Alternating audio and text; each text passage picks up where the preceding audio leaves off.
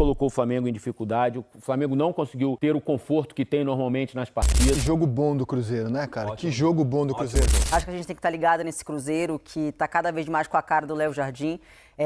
Tá achando a equipe, acho que achou, né? Acho que a única mudança é com o Gabigol ou sem Gabigol, com o Gabigol ou sem Gabigol, porque o Gabigol agora briga, digamos que com o Matheus Pereira como segundo atacante. Caio Jorge vem numa fase incrível, venceu o Flamengo, um jogo muito bacana, interessante de se observar, a gente vai comentar um pouquinho aqui, mas é um Cruzeiro que está encorpando e o Flamengo sofrendo a sua derrota de um resultado que eu acho justo, 2-1 para o Cruzeiro, acho que o Cruzeiro foi melhor na partida. Que contraste, assim, né, do Gabriel com o Dudu, né, que foram contratados como grandes nomes para o Cruzeiro, as 2 estrelas para a temporada.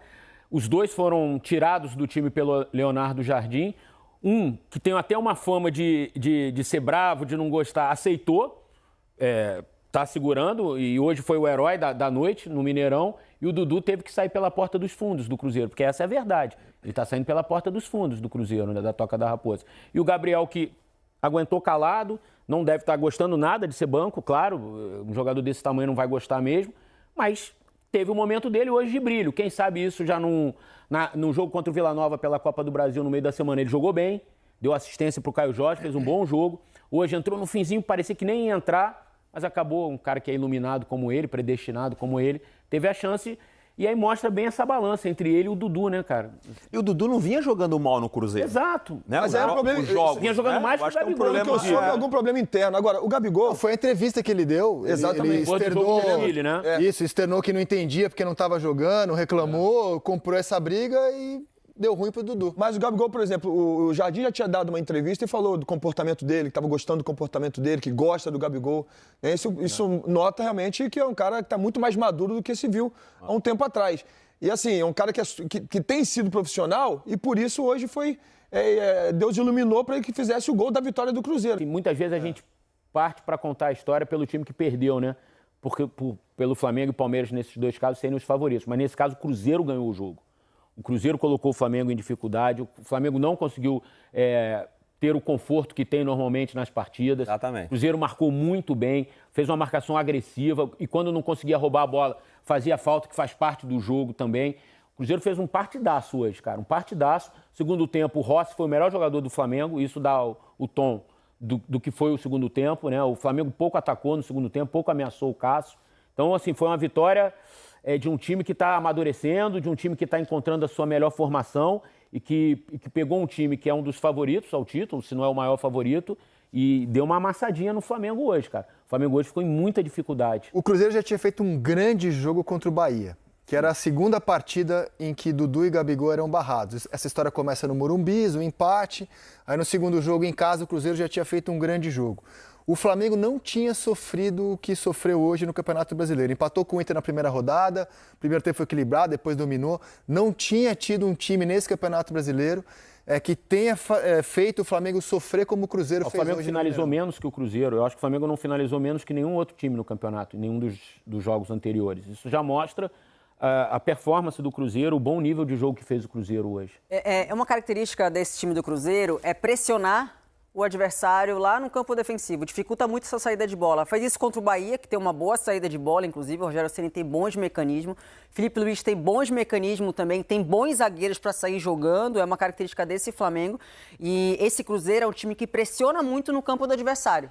Então, não tem problema ficar exposto lá atrás, vai estar sempre todo mundo. Você tem um Christian, que é um que está jogando pelo lado direito, mas ele é mais um volante / meio campista. Caio Jorge é jovem, é um cara que coloca muita intensidade. Tá jogando o próprio bem. Matheus, com certeza, o próprio Matheus bem. Pereira, que é um cara que a gente fala muito da questão dele com bola, é um cara que ajuda muito nessa contribuição sem bola. Do lado esquerdo tem o Wanderson, aí você tem o Lucas Romero, que é o cara que fica um pouquinho mais à frente da defesa, e o Lucas Silva, que é o cara que tem aquela mobilidade, mas é um Bom cara passe, que chega, né? Entrega, exato. Então, acho que a grande notícia desse Cruzeiro é que tá pegando cada vez mais o jeito de jogar desse treinador, que é pressionar alto. Tem o Fagner lá atrás, que para muitos também, né, já tá... Que cada machadada é uma minhoca. Que chega firme também, né? Não, o Kaique do lado o Léo esquerdo. Jardim tomou decisões incômodas. Exato. Cara. Você barrar o Dudu, o Gabigol, barrou O William. o lateral esquerdo, o Marlon, foi pro Grêmio, porque foi Exato. perdendo espaço. Implantou um esquema com 3 volantes, pôs o Christian, que tinha sido contratado Exato. no início da temporada. Ele tomou decisões que assim, que incomodariam ou que podem incomodar, né? Agora tá grandão, né? Porque o time Tá grandão, melhorou muito. Mostrou que conhece Exato, o elenco. exato. Né? Mostrou que conhece o elenco. O elenco tá com ele. Agora, tem 3 pontos aí que eu quero citar aqui. Primeiro de tudo, a torcida do Cruzeiro. Mineirão lotado faz uma diferença enorme. Cruzeiro, os caras davam um carrinho, a torcida vinha, né? a atmosfera maravilhosa, a torcida do Cruzeiro. Né? Há de se destacar isso aí. Agora, o Cruzeiro, ele durante uma boa parte do primeiro tempo, inclusive fez o gol dessa maneira, como a Aline falou, ele pressiona alto, rouba a bola e faz o gol. Tinha mais ou menos 13 faltas do Cruzeiro contra 3 do Flamengo. Sabe assim, o Cruzeiro quando não dava, ia lá e parava. E o Flamengo, ele começou a jogar quando o Cruzeiro parou de pressionar. Diminuiu a intensidade. Então, diminuiu a intensidade, o Flamengo começa a ter um pouco mais de posse de bola, começa a criar, que tem os jogadores que criam mesmo, que aí sai o golaço do Arrascaeta. E logo depois o Cruzeiro fala, não, a gente não pode, porque senão o Flamengo vai virar. Eu estava assistindo o jogo e falei, cara, o Flamengo vai acabar virando o jogo, porque o Cruzeiro deixou de marcar, deixou de pressionar, deixou de tirar o Flamengo da zona de comodidade dele, sabe? Foi o que o Cruzeiro fez no segundo tempo inteiro. Então, assim, Mineirão lotado, Cruzeiro com intensidade, dificilmente o Cruzeiro vai ser batido. Sabe o que me chamou a atenção?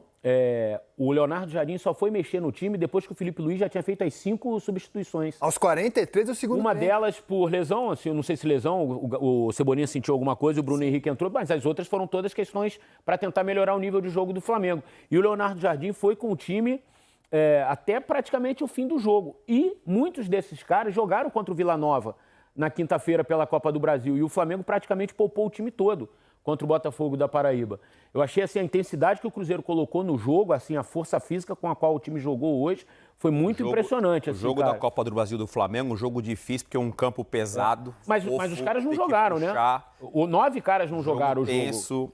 O gol do Arrascaeta, o Felipe Melo falou do Cruzeiro baixar um pouco a marcação. Se você pegar a origem do gol do Flamengo, o Gerson tem uma liberdade de fazer uma virada de bola pro Cebolinha tranquilamente. Essa bola vem na área, né? É cruzada. Já foi aos 43 do primeiro tempo ali, então, mais ou você menos. tem uma liberdade que enquanto o Cruzeiro mantinha ali a pegada, o Flamengo não estava conseguindo jogar. Baixou um pouquinho a guarda.